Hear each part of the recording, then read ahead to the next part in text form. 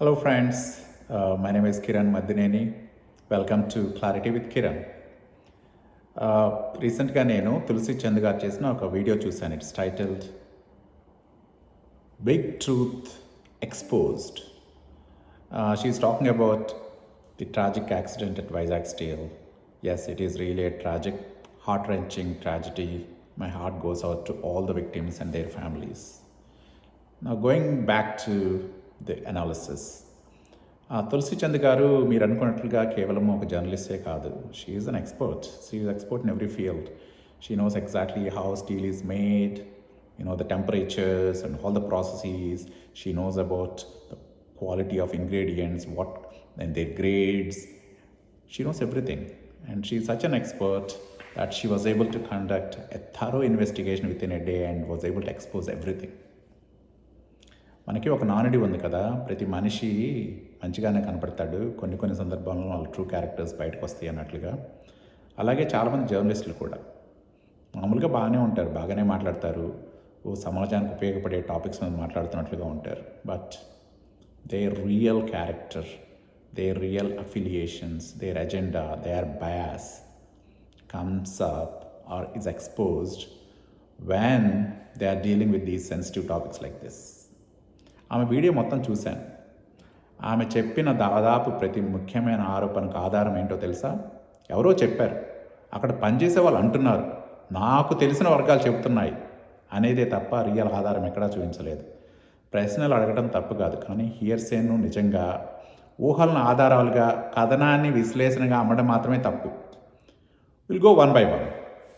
So what she said, ఇంతకుముందు aluminium slabs వాడేవాళ్ళు ఇప్పుడు అల్యూమినియం వైర్ వాడుతున్నారు, సో అది సబ్స్టాండర్డ్ మెటీరియల్ అన్నట్లుగా చెప్పింది. ఆధారం ఏంటి? ఒకప్పుడు స్లాబ్స్ వాడేవాళ్ళు, తర్వాత ఈ అల్యూమినియం వైర్ ఇంట్రొడ్యూస్ చేశారు. అప్పుడు కార్మికులు అనుకున్నారట, ఏమని, ఏంది తీసుకొచ్చారు, దిస్ మస్ట్ బి సబ్స్టాండర్డ్ అని చెప్పేసి. సో అది ఆమె ఆధారం. అసలు మీకేమన్నా తెలుసా అసలు అల్యూమినియం ఇంగ్రీడియంట్ ఏ రూపాల్లో ఉంటుందనేది? Yes, there are slabs, definitely aluminium is used for deoxidization. కానీ ప్రపంచవ్యాప్తంగా ఎక్కువగా ఇప్పుడు వాడుతున్నది aluminium వైరే.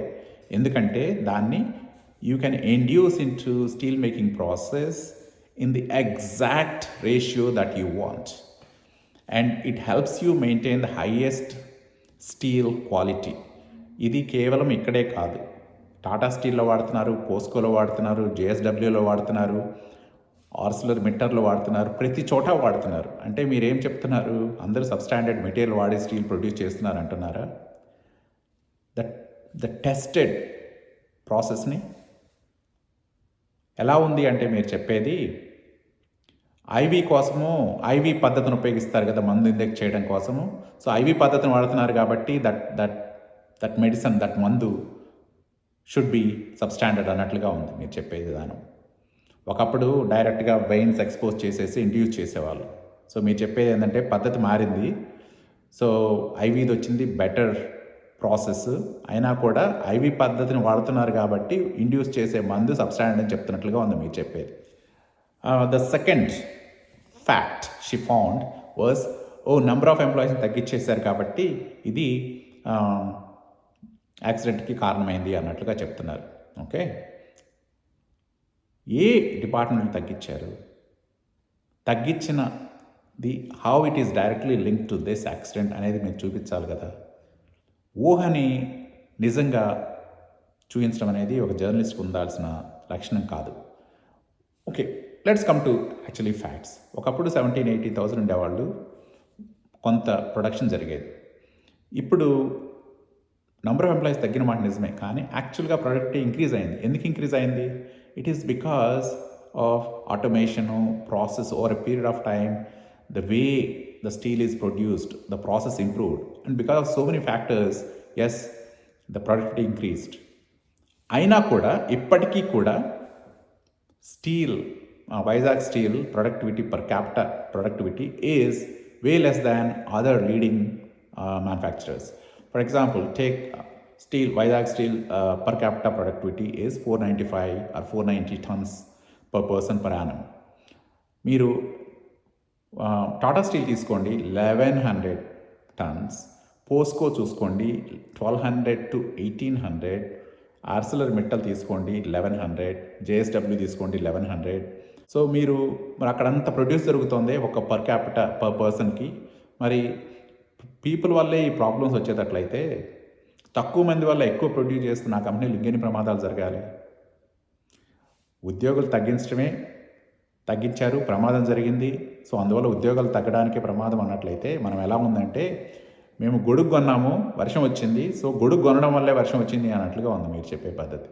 So the third fact తులసి చంద్ గారు ఎక్స్పోజ్డ్ వాజ్, గవర్నమెంట్ ఉద్దేశపూర్వకంగానే ఇది సెబటాజ్ చేసింది, యాక్సిడెంట్ క్రియేట్ చేసింది. ఎందుకంటే ప్రైవేటైజ్ చేయడాన్ని స్పీడప్ చేయొచ్చు అని చెప్పేసి. First of all, privatisation is not that evil, but that's a separate topic. But ఒక ఇంత సీరియస్ అలిగేషన్, గవర్నమెంట్ కావాలని చెప్పేసి ఇంతమంది కార్మికులను చంపేసింది అనే విధమైన క్లెయిమ్ చేసేటప్పుడు కొంచెమైనా ఆధారాలు చూపించాలి కదా తులసి చంద్ గారు. మీరు జర్నలిజం చదువుకున్నారు, అందులో మీకు చెప్పింది ఇదేనా? ఫ్యాక్ట్ లేకుండా మనం ఏదైనా బురద చల్లొచ్చు అని చెప్పేసి. ఇంకొకటి కూడా అన్నది ఏది, ఇలాంటివి జరుగుతుంటే ప్రైవేటైజ్ చేయొచ్చు అని చెప్పేసి గోతికాడ నక్కల్లా కాసుకొని ఉన్నారంట. వాళ్ళు అలా ఉన్నారో లేదో తెలియదు, కానీ ఇలాంటి యాక్సిడెంట్ జరగడం వల్ల ఇలా తొందరగా వీడియోలు చేసేసి ఫ్యాక్ట్ ఫైండింగ్ అని చెప్పేసి పెట్టేసేసి బాగా వ్యూస్ వచ్చేస్తే బాగా డబ్బులు రావచ్చు అని చెప్పేసి మీరు శవాల మీద పేలాలు వేరుకుంటున్నారు. వాళ్ళు నక్కలో కాదో తెలియదు, మీరు మాత్రం శవాల మీద పేలాలు వేరుకునే మనుషులే మీరు. లేకపోతే మనం ఫ్యాక్ట్స్ చూపించాలి కదా దీనికోసము. గవర్నమెంట్ నిజంగానే చేయాలనుకుంటే చేయలేదా చెప్పండి? ఇలా ఇంతమంది కార్మికులను చంపారా? మరీ అంత లో లెవెల్ అక్యుజేషన్స్కి దిగాల మనం చెప్పండి మన వ్యూస్ రావడం కోసం. The fourth truth, the so called truth Tulsi Chand గారు ఎక్స్పోజ్డ్ వాజ్, అసలు క్వాలిటీ స్టాండర్డ్స్ ఏమీ జరగట్లేదు. Okay, there is no quality inspection. దానికి ఆమె చూపించిన ఆధారం ఏంటంటే, మనల్ని భ్రమించడం కోసం, just to give an impression that as they stop doing. ఒక డాక్యుమెంట్ ఫ్లాష్ చేసి ఒక సెక్షన్ని ఎల్లోగా హైలైట్ చేశారు. So and then it disappears within a second. Before you can even read a single word, it disappears. It is just to mislead you and give an impression that yes, there is a document that exposes the truth that they stopped the quality inspection. మీరు video కనుక pass చేసి మీరు చూసారనుకోండి, దాన్ని మీకు అర్థమవుతుంది అదేంటి. ఒక quality assurance వాళ్ళ గైడ్ లైన్స్, ఏ విధమైన క్వాలిటీ అష్యూరెన్స్ చేయాలి, ఏ విధమైన క్వాలిటీ టెస్ట్ చేయాలి, వాటి వల్ల వచ్చే రిజల్ట్స్ ఏంటి అని చెప్పి ఒక డాక్యుమెంట్. ఇది ఎలా ఉందంటే, ట్రాఫిక్ నియమావళి పుస్తకాన్ని ఫ్లాష్ చేసి ట్రాఫిక్ పోలీసులు నియమాలు పాటించలేదని చెప్పినట్లుగా ఉంది. మీకు నిజంగానే quality steps are quality testing జరగట్లేదు అంటే మీరు చేయాల్సింది ఏంటండి?